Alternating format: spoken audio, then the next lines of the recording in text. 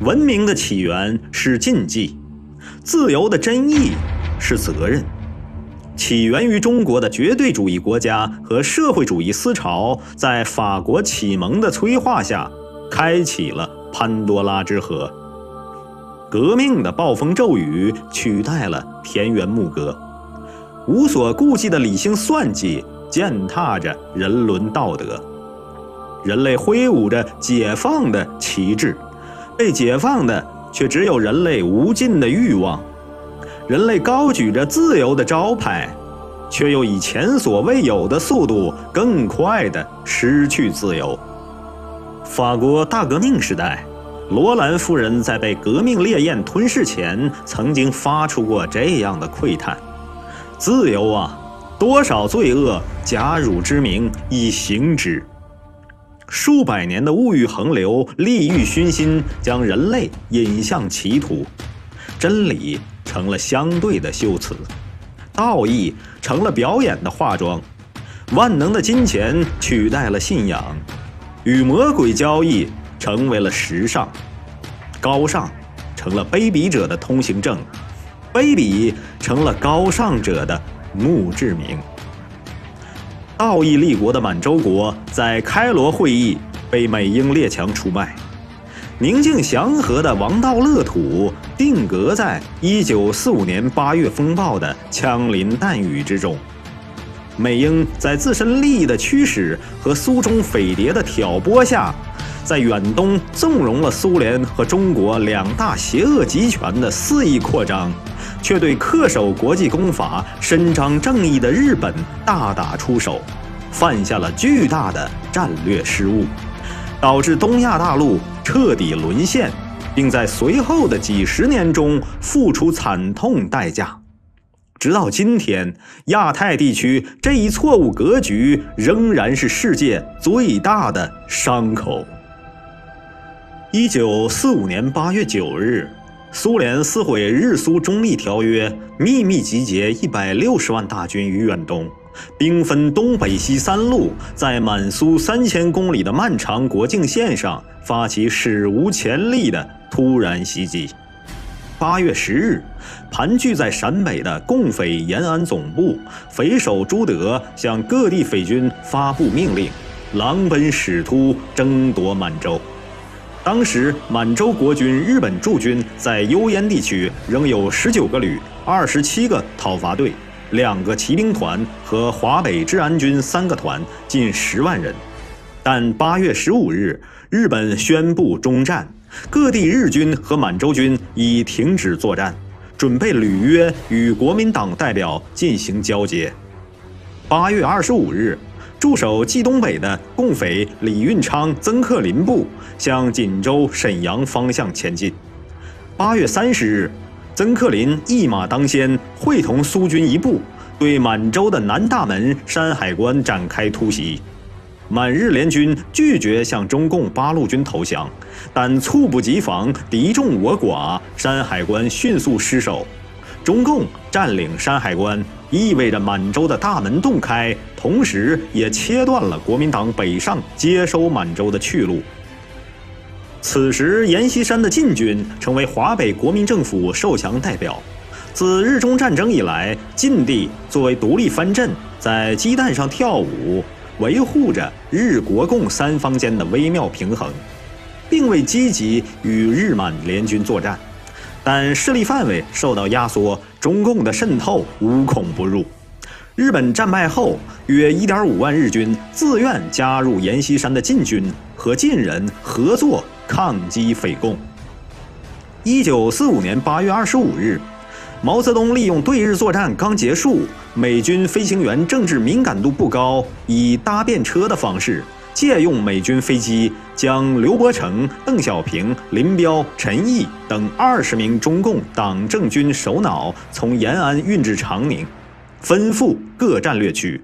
出乎国民党意料，迅速抢夺先机，是为著名的825空运。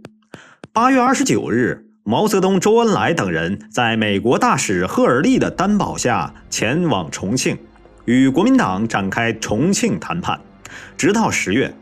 但双方均缺乏诚意和妥协，并且在北方持续爆发大规模武装冲突。9月1日，八路军采取突袭的方式夺取襄垣，随后在上党地区与晋军展开会战，攻克重镇长治。晋军损失3万余人，占晋军全部军力的1/3。阎锡山不得不允许蒋介石的中央军进入山西协防，这是清末以来中央军第一次涉足山西，打破了晋地近40年的独立状态。上党之战标志着国共矛盾升级为武装冲突，日中战争刚刚结束，国共立刻刀剑相向。胜利对一直龟缩于重庆的国民党而言来得太突然。国民党搭着美国、苏联的便车，苟延残喘，尚且不暇，忽然被一把拽下车。有人告诉这群叫花子，到站了。所谓抗日战争的胜利从天而降，猝不及防。蒋介石匪帮做好了灭亡的准备，却根本没有做好，也不可能做好胜利的准备。当一个人德不配位、无功而受禄时，伴随而来巨大的责任会把他压垮，沦为历史的笑柄。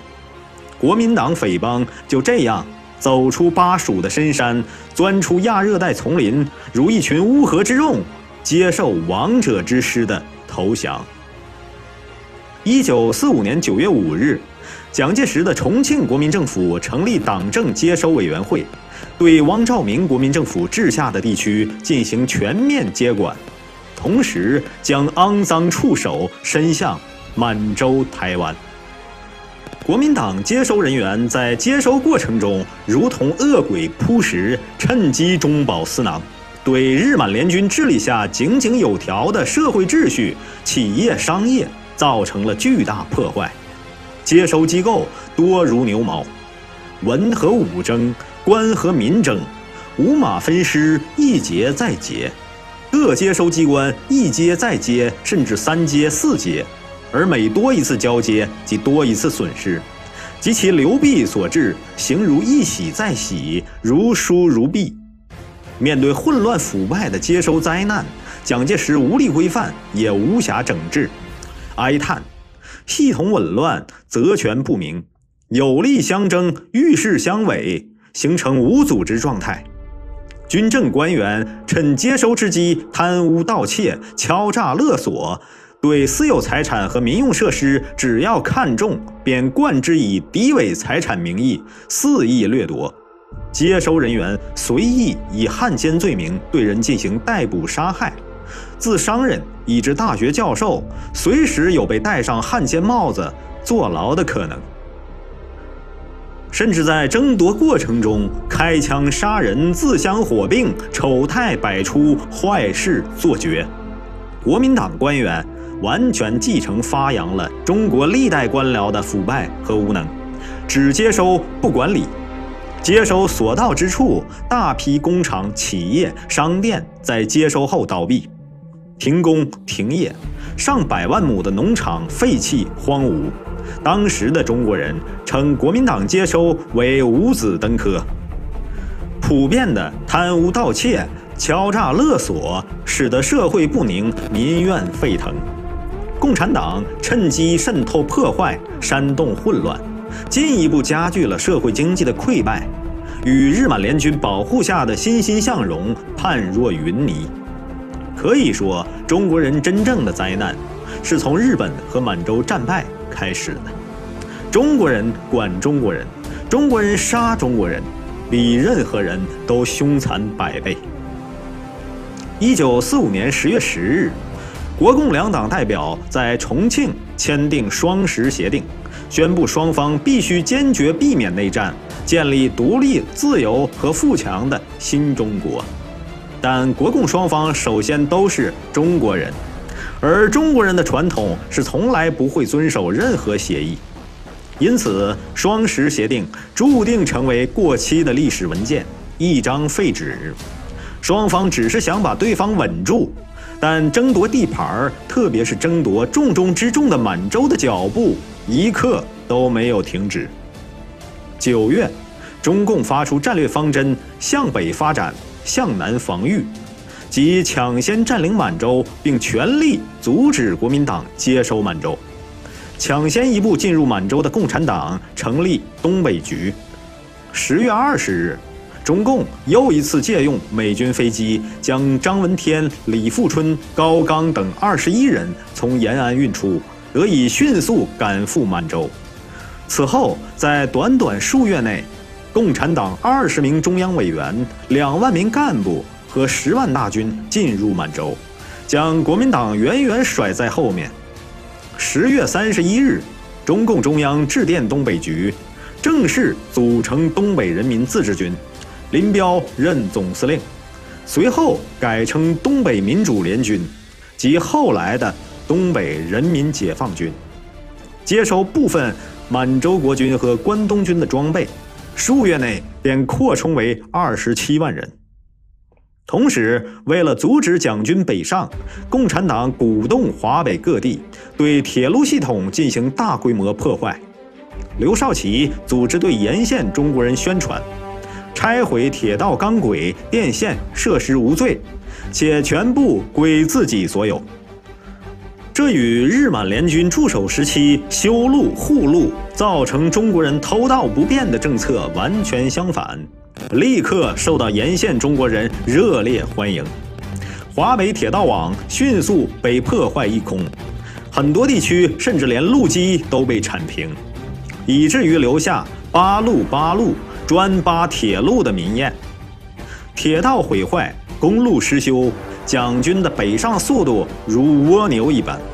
眼睁睁看着共产党搭乘美国的飞机、满洲的火车大举入驻满洲，拧瓜摘桃。11月，经过千辛万苦，蒋军总算搭乘美军军舰，在山海关以南的秦皇岛登陆，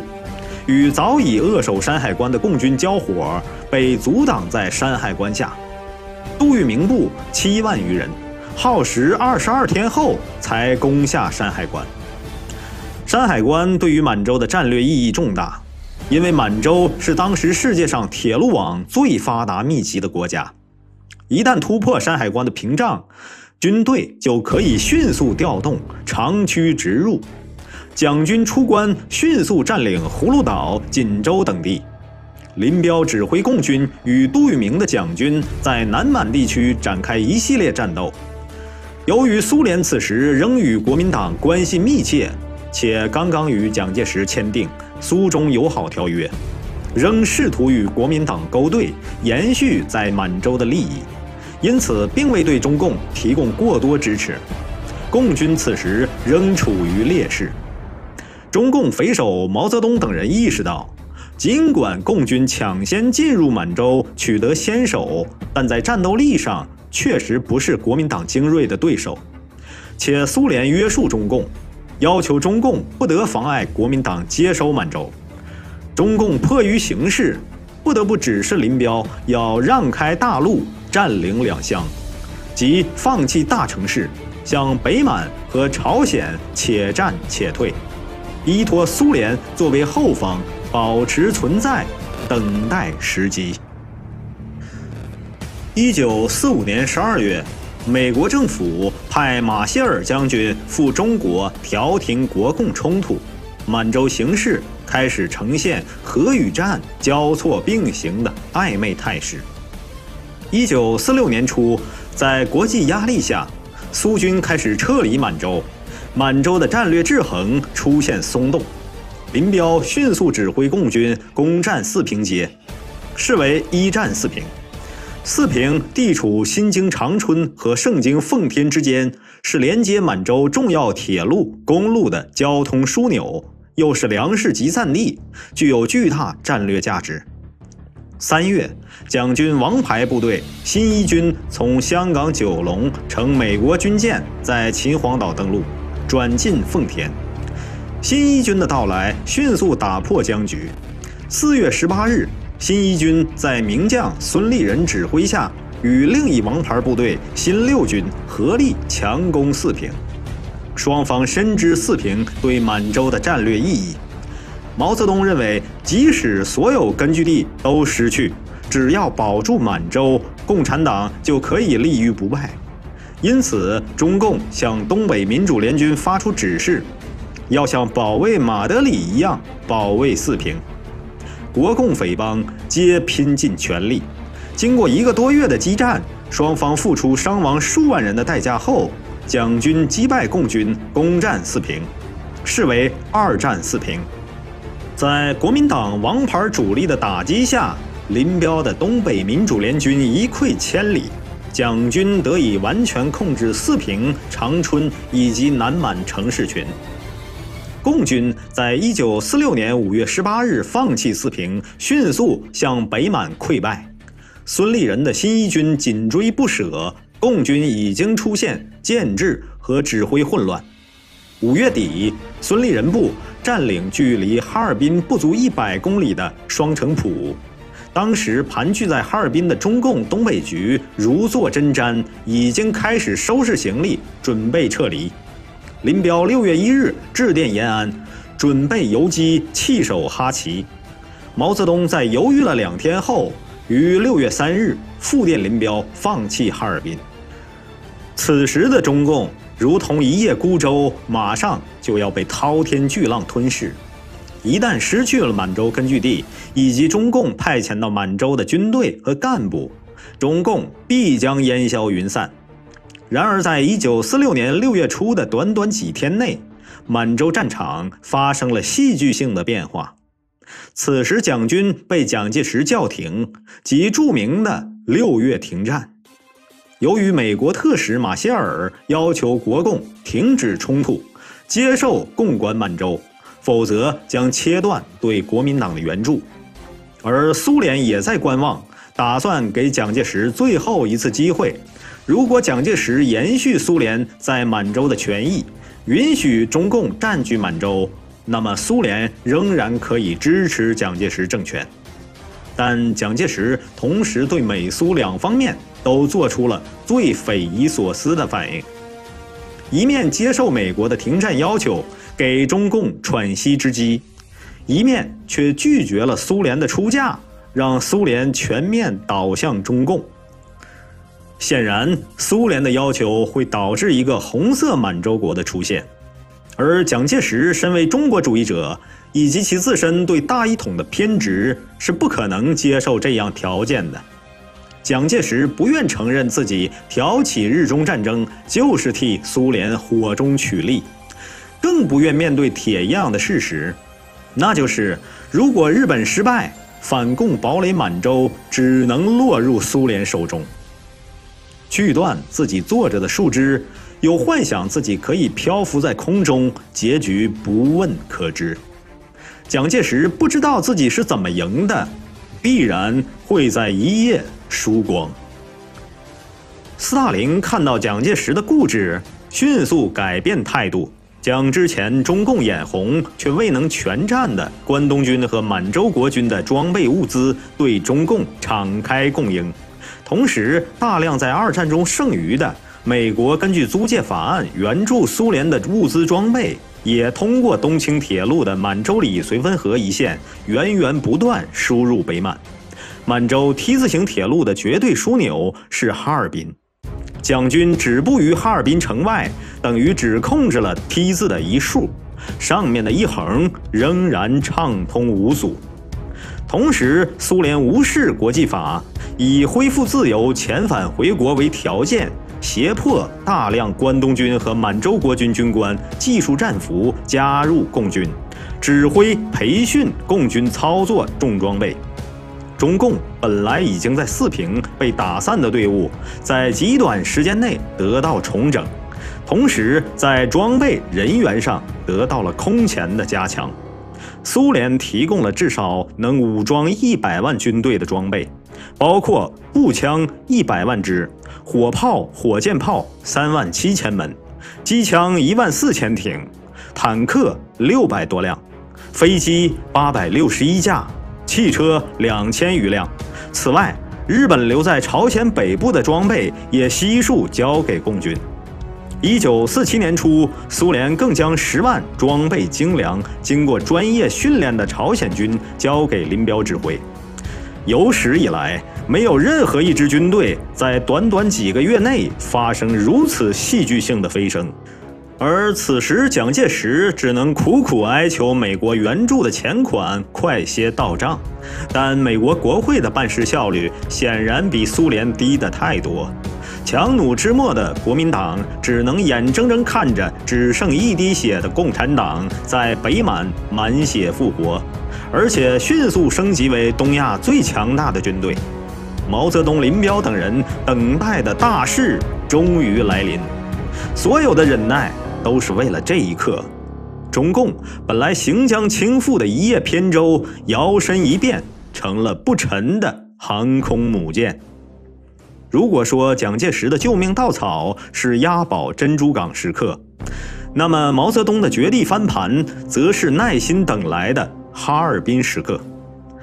此时的国民党指望的美国远水不解近渴，只能困守南满，并且疲于应对仍在南满坚守的陈云等部的牵制。国民党在南满的接收，一如在中国，充斥贪腐和丑恶。在占领期间，供奉于奉天皇寺的满洲护国战神马哈嘎拉金佛不翼而飞，激起数万满洲民众的示威抗议。国民党兵员均来自南中国，这些刚从东南亚丛林中钻出来的蛮子兵，蛋白质摄入量不足同时期满洲国囚犯的1/3。他们黑瘦矮小，说着满洲人一个词都听不懂的语言，如同哥布林怪物一样出现在满洲的大街上。当他们看到白皙亮丽的满洲姑娘，目露凶光，各种强抢民女暴行层出不穷，利用战时物资紧缺，胁迫满洲姑娘嫁给这群兵痞。1袋高粱米就能换一个满洲女大学生当老婆，并美其名曰光复新娘。这些光复新娘不少后来被胁迫流亡台湾，留下的往往又受到中共迫害，鲜有善终。种种倒行逆施让满洲人对国匪深恶痛绝。而在广袤的乡村北满地区，中共祭出之前榨干各种革命老区的土改手段，发动流氓无产者对有产者的财产进行抢夺。按常理，满洲与中国相反，地多人少，根本不存在耕者无其田的问题。即使是满洲佃农雇工的生活水平，也远远高于中国的普通地主。但全世界无产者都一样，最大的快乐就是不劳而获地取得财富。满洲千万年保存完好的社会生态，因此遭到了极大破坏，公序良俗败坏殆尽。中共聚敛大量财富的同时，也从无产者中得到了炮灰补充。东北民主联军从原来的杂牌游击队迅速扩充成70万装备精良且有大量关东军、满洲军、朝鲜军专业人员加入的锐旅。满洲国素来以道义立国，即使在战争时期都没有没收敌国资产的先例，对私有产权的保护力度可谓世界楷模。然而，共产党发动的土改丑剧，彻底将中国流氓无产者的暴民政治引入满洲。土改不但剥夺私有土地财产，更对地主富户随意虐杀，对其妻女进行奸淫霸占。这种蝗虫过境、杀鸡取卵、灭绝人伦的行为模式，注定会加速毁灭。与中国边户齐民地区不同，满洲民风彪悍，崇尚武力，有历史悠久的持枪文化。满洲国沦陷后，大批忠于满洲国的军人为了避免满洲的赤化，转而与国民党合作剿共，维护地方秩序。如姜鹏飞将军为满洲国军少将，曾任驻冀东地区的军政长官，指挥麾下的铁石部队对共匪进行剿灭，屡立战功。满洲沦陷后，姜鹏飞等人加入蒋军，收编满洲国军和关东军残部以及地方私人武装，成立满洲反共义军。被蒋军编为27军，发展至数万人。满洲各地反共义军较大的有16支部队，总数超过10万人，先后组织发动东宁5·1起义、绥芬河5·4起义、绥阳5·8起义、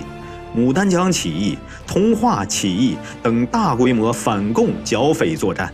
攻占了中共政权控制的东宁、东安、同江、罗北等县城，控制北满2/3的县乡，与蒋军形成南北呼应之势。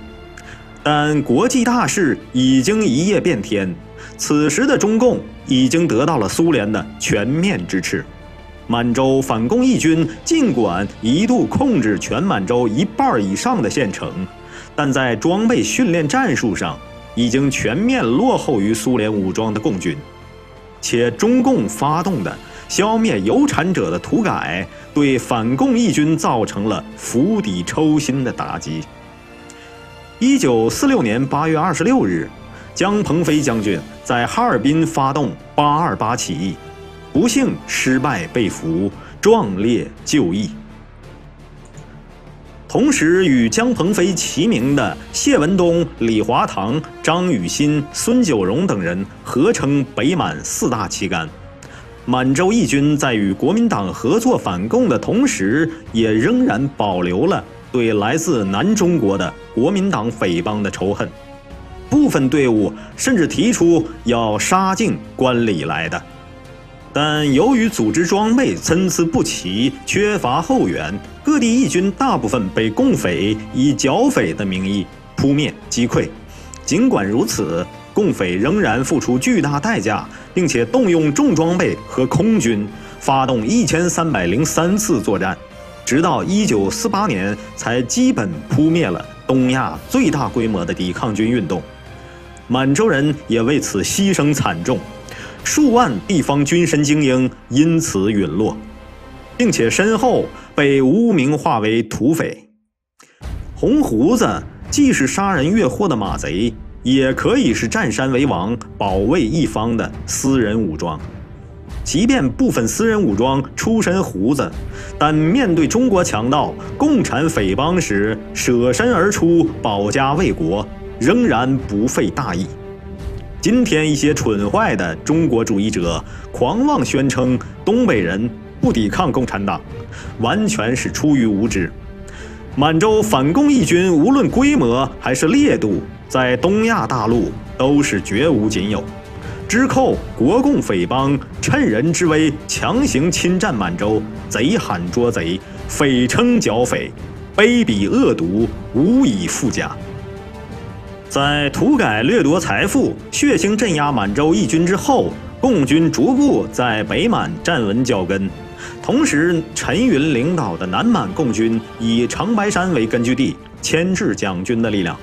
1946年11月至1947年3月，共军从北满发起3下江南军事行动，配合南满共军4保临江，使杜聿明的先南后北、南攻北守的战略无法达成。蒋军不但消耗大量精锐，而且始终只能占据主要城市，无法有效控制乡村地区。1947年5月13日，林彪指挥共军转入战略反攻，在长春至奉天段和奉天至吉林段铁路两侧地区发动了夏季攻势，围城打援。蒋军分散驻守各城市，战力削弱，而此时林彪手中的部队已经脱胎换骨。1947年，共军兵员已经大部分为满洲当地征召，例如仅在哈尔滨就5次征兵近3万人。满洲兵员身体素质好，装备精良，相当数量的基层军官来自满洲国军和关东军。为了换取回国的条件，共有约3万关东军战俘加入共军，如林弥一郎等人，甚至为共军创建航校、培训空军。而各种坦克、火炮等重装备已经从数量、质量上全面碾压蒋军。当国民党从东南亚带来的瘦小蛮子兵们发现对手又变成一支换装的满洲国军时，他们已经知道自己时日无多。1947年6月，共军3战4平，对四平进行攻城作战。这是中共历史上第一次大规模城市攻坚战，经验匮乏，投入兵力不足，因此受挫，遭到了开战以来最大伤亡。但已经无关大局，美国援助朝夕不保，蒋军远离中国本土，消耗无法补充，有炮无弹，而中共的各种物资源源不绝。满洲军工企业虽然遭到劫掠，但技术人员仍在。苏联稍加援助，迅速开工。随后，共军开始扫荡外围，逐渐消耗蒋军外围有生力量。截至1948年3月，中共歼灭国民党9个师，共15万余人，占领全满洲领土的97%，人口的86%。数十万蒋军被压缩包围在长春、奉天、锦州等几个孤立的城市中。蒋介石命心腹总参谋长陈诚掌管满洲，取代之前已经焦头烂额的熊式辉，但丝毫未见起色。而陈诚不信任满洲人，裁撤掉大部分收编的满洲国军，这些满洲国军旧部反而被共军吸收。此消彼长，至1948年春，东北民主联军改称东北人民解放军，兵力达到恐怖的153万，其中野战军70万。此时的东北人民解放军由苏联后勤大师科瓦廖夫组织调度，林彪作为前台指挥。东北人民解放军实际是苏联运筹下的苏日满韩中5国联军。1948年3月4日，林彪下达了4战4平的命令。这一次，蒋军再也无力招架，共匪更是使出之前就曾采用的阴毒手段，强迫大批满洲平民在前面冲锋，吸引国匪火力。随后，共军踩着尸体攻进城中。国共双方对满洲人均毫无怜惜，尽管东野兵员不少来自满洲，但其指挥高层全部来自南中国。3月13日，共军歼灭全部蒋军守城部队，攻陷四平。4战4平至此结束。4次争夺，国共双方累计投入兵力90多万，伤亡超过10万人。四平城一片焦土，平民死伤无数。当时记者报道，四平比人间地狱还不如。然而这还只是国共双方摧残满洲的开始，很快双方就将在长春上演一幕更加血腥令人发指的围城之战。1948年3月，蒋介石为固守长春组建第一兵团，由东北剿总副总司令郑洞国兼任，主力为新一军拆分而出的新七军，集结重兵10万，构筑严密防御。新京长春作为满洲帝国首都，本来就有优良的永久性工事，在此基础上布防更加固若金汤。中共东北解放军第一兵团负责攻略长春，兵力约10万。由于之前强攻四平损失惨重，因此决定围而不打，采取饥饿战术。围困长春后，主力继续南下掠地。而林彪和罗荣桓早在1947年冬就下令炸毁9台煤矿，切断长春电力、燃煤供应，甚至发动铲苗运动，铲除长春周边20公里内的一切作物，不让一粒粮食流入城中。在发布的命令中称，要使长春成为死城。围城执行者司令员萧劲光、政委萧华下令对长春外出人员一律阻止，不能成为围城部队的负担，刻意阻止难民出城，以便消耗国民党守军粮食，而国民党不分一粒粮食给长春市民。国共两大匪帮都对满洲国怀有刻骨仇恨，只要留下财产资源，满洲人死光才最合他们的心意。5月23日，解放军完成铁桶围城，以长春为中心，方圆45公里、纵深25公里2道封锁，禁止一切物资进入封锁圈。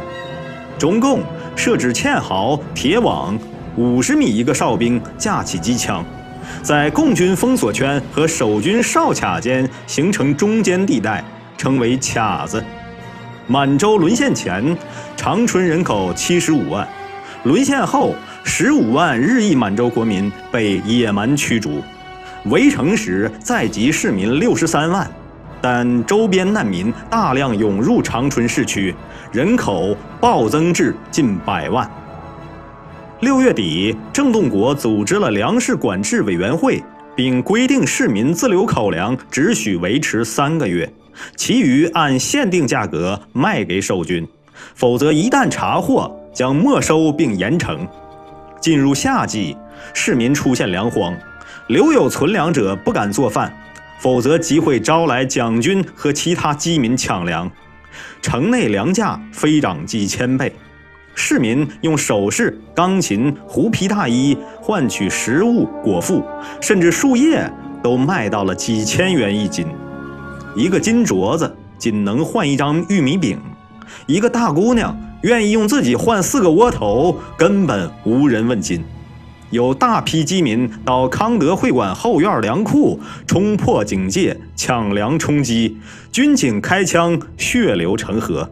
7月下旬，蒋介石致电郑洞国，禁收长春人民所有粮食物资，由政府统一分配，只要满洲地，不要满洲人。在所有死法中，缓慢而绝望的饿死是最痛苦恐怖的。满洲帝国曾经辉煌壮丽的首都新京被围困后，已经化为炼狱。宽阔的道路两旁，郁郁葱葱的大树，现在已经连树叶、树皮都被吃光。本来美景宜人的公园，所有能吃的草也都被拔光。原本平整的马路上坑坑洼洼，因为沥青被抠下来当作燃料。路边随处可见饿死的人，开始还有人掩埋，到后来人们根本没有力气收尸，只能任凭尸首原地腐烂。新京宽敞的下水道里流的不再是污水，而是腐烂的尸液。人们躺在家里，整户的饿死。一家之中，往往父母先饿死，幼儿爬到街上，在哀嚎中成为野狗的食物。很多保育院门前放着长长一列还活着的婴儿，没有食物喂养，也没有人领养，任由昆虫动物啃食。在长春饥饿的街道上，只有狗是最肥的。狗吃人，人在吃狗，直到人与狗都消失，只剩下空旷的道路和冲天的尸臭。大群的苍蝇铺天盖地，呈现奇异的景象。一些苍蝇吃得肚子膨胀，拼命扇动翅膀，却飞不起来。城中黑市开始出现人肉交易，称之为驴马肉。相比中国将人肉作为饮食文化的一部分，这是富饶的满洲唯一一次大规模食人事件。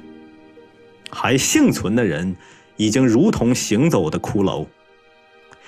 由于机场失守，国民党长春守军粮食供应只能靠空投，但空运力度杯水车薪。当天空中出现空投物资时，城中居民会与守军抢夺，蒋军则会毫不留情射杀包括妇孺的任何靠近的饥民。之后，守军的不同部队之间还会继续火并厮杀，物资只属于最终的胜利者。长达5个月的围城期间，共有40万人逃离市区，进入卡子地带，祈求共军放生。但共军只收带枪投降的人，而普通市民则被机枪、铁丝网和雷区挡在卡子里，想返回则被蒋军当作共军射杀。有一些希望侥幸爬出去的人，无一例外死在共军枪下。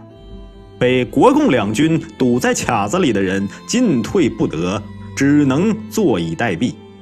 卡子成了名副其实的活炼狱。往日清澈的伊通河里，全是饿死或被国共两军哨兵打死的满洲人尸体。走投无路的人们肆无忌惮地互相抢劫杀戮，吃尸体身上的肉，喝泡着尸体的水。红溪街卡子是死人最多的地段，约有20万人聚集，大部分丧生。20万人聚集之处，一片死寂，活着的已经没有力气说话，很多人只有眼睛还能动。夜幕降临，极端饥饿的人化身恶魔，劫走别人家的幼童，天亮时便又添一小堆白骨，遍地都是尸体，有的已经白骨化，有的还带着体温，有的婴儿的尸体仍然紧紧叼着母亲的奶头，怎么也摘不下来，而母亲连泪水都流不出来。还有力气上吊者纷纷自尽，给自己一个体面的结束。8月的高温和暴雨让尸体迅速巨人化，先变绿，再变黑，腹部像气球一样膨胀，直到爆裂。一片死寂中，只有尸体肚子爆炸的砰砰声此起彼伏。8月中旬，卡子里平均每天这样的砰砰声会响5000次。卡子两边几步之遥的国共匪兵冷漠地看着，像看戏听放鞭炮一样。9月中旬，在保持长春围城的同时，共军主力南下攻击锦州。只要攻取锦州，就等于切断了蒋军的全部退路。发动锦州会战的同时，林彪终于允许放极少数有技术的日裔难民出来，而此时能活着走出卡子的寥寥无几，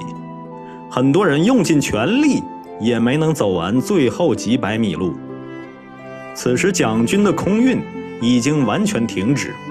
长春守军为了完成蒋介石不切实际的固守任务，也陷入困境。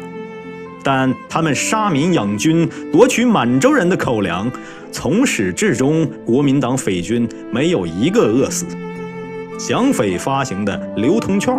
面值500万一张，形同废纸。此时所有食物都是有价无市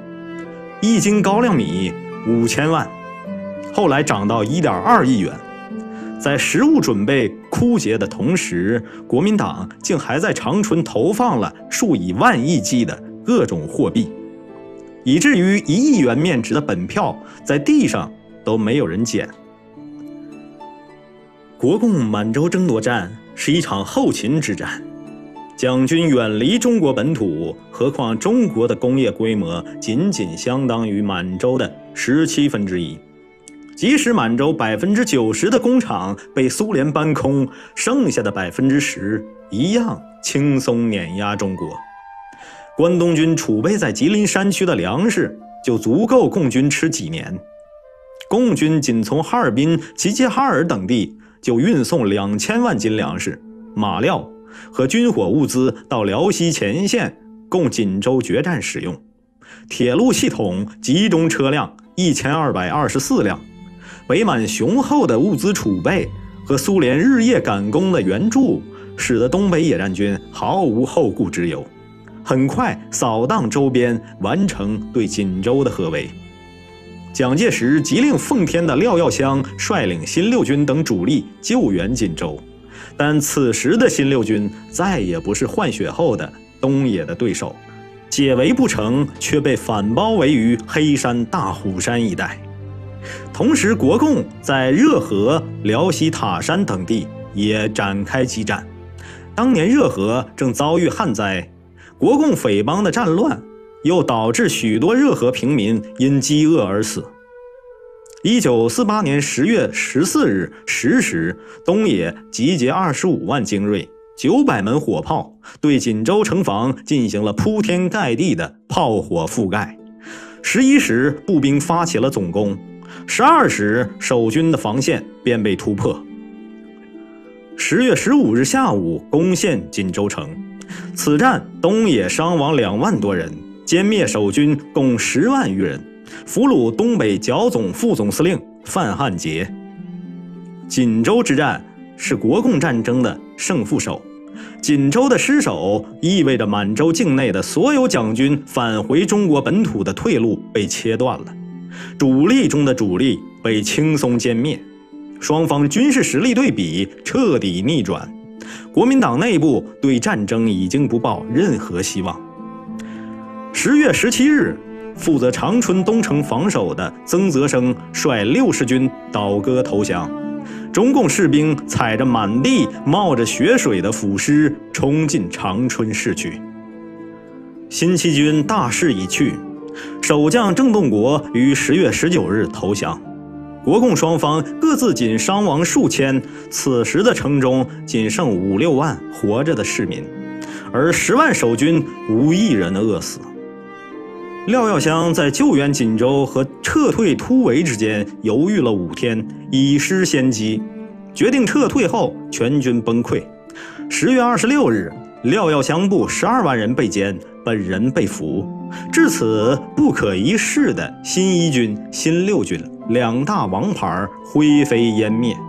全部美式装备落入解放军手中。随后，共军包围奉天，东北剿总总司令卫立煌仓皇飞离奉天。11月2日，奉天陷落，国民党主力40余万全灭。少数残军由葫芦岛方向乘船逃回中国本部。至此，满洲争夺战以中共取得全胜结束。长春围城战结束了，满洲帝国壮丽的天空之城化为白骨之城，至少60万人活活饿死。每条街道、每座民居中都布满尸骸。幸存者中，青壮年约8000人参加了收敛，大部分尸体被就近埋入万人坑。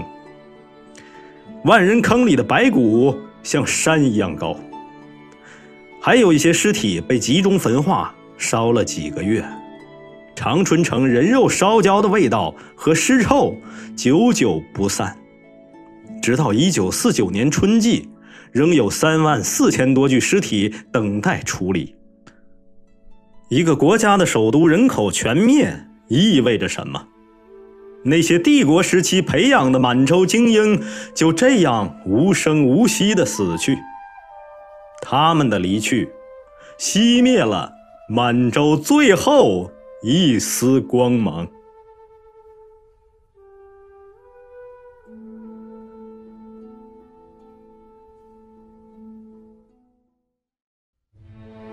北极星的微光照不穿这迷雾，天池的风声是洒满的愤怒，漫漫的长夜寒冷一彻骨，迷失的羔羊何处是归途？长春城的血还是永远的耻辱，长安街的血迹是不去的铁骨，中间这国家无忧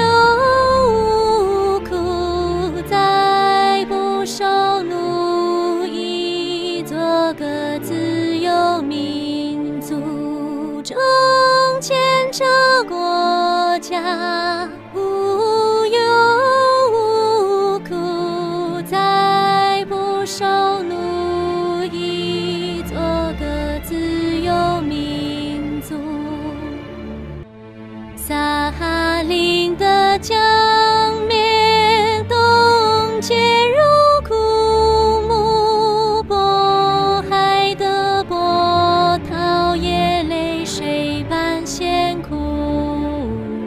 是